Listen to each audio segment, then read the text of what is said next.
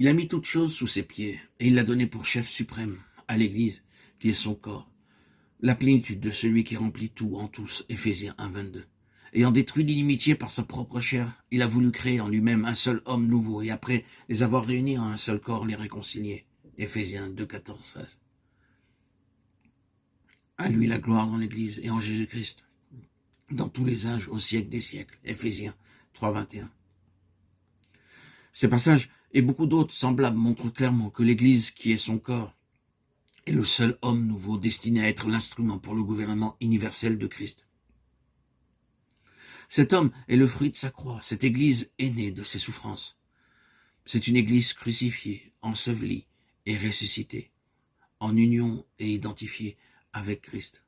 Quelle gloire pourrait-elle connaître sinon la gloire de sa tête?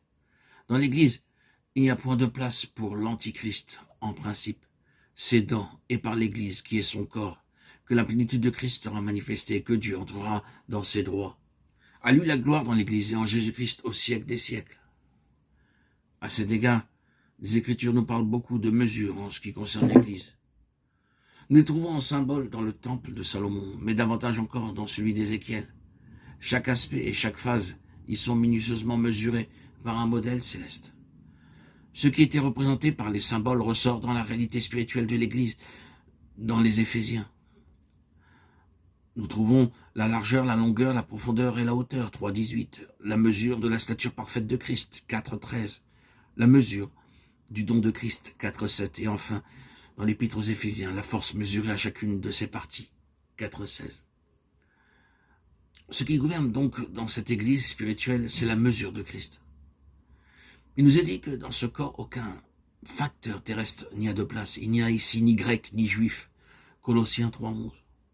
Ce n'est pas, il y a des juifs et des grecs. Pas de nationalisme, ni de distinction nationale. Pas de dénominationnalisme, ni d'interdénominationnalisme. C'est un peu compliqué, mais c'est comme ça. Ni de sans dénominationnalisme. Tous ces termes ne représentent que des distinctions et des différences humaines entre les uns et les autres. Christ est autre que tout cela. Et lorsque Christ prédomine, les éléments et les traits naturels sont soumis, que ce soit ceux du tempérament, de la société, de l'éducation, de la nation, ou quel qu'il soit. L'ascendance de Christ est le seul moyen d'arriver à l'unité et à la puissance spirituelle. C'est dans ce seul homme nouveau que les richesses infinies de sa grâce seront manifestées dans les siècles à venir. Éphésiens 2,7. Nous avons été prudents en employant les mots de gouvernement et de domination. Le dernier parle de force d'autorité, de despotisme et d'autres traits semblables. Il appartient à l'Antichrist. Le premier s'exercera par le droit divin et avec l'accord et la coopération de tout l'univers.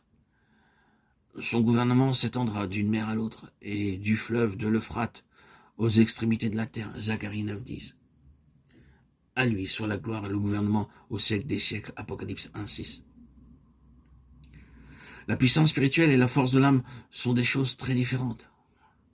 Et elles appartiennent respectivement à des royaumes différents. Au royaume des cieux et au royaume de l'homme. La destinée de l'homme, selon la pensée de Dieu, demande qu'il soit né de l'esprit, qu'il marche selon l'esprit, et qu'il arrive à la maturité spirituelle.